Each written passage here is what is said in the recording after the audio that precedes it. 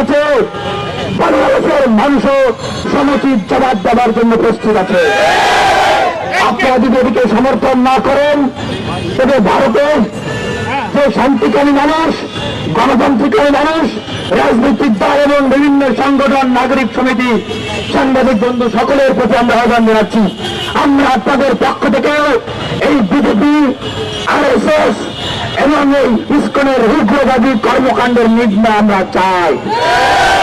এবং আমরা দেখেছি এই মোদী সরকারের আগ্রাসী কার্যক্রম, এই কানাডার হরদীপ সিং নির্জারকে নিয়ে কানাডার প্রধানমন্ত্রী জাস্টিন ট্রুডো কিন্তু বলেছিল এটি কে করেছে, কে করেছে?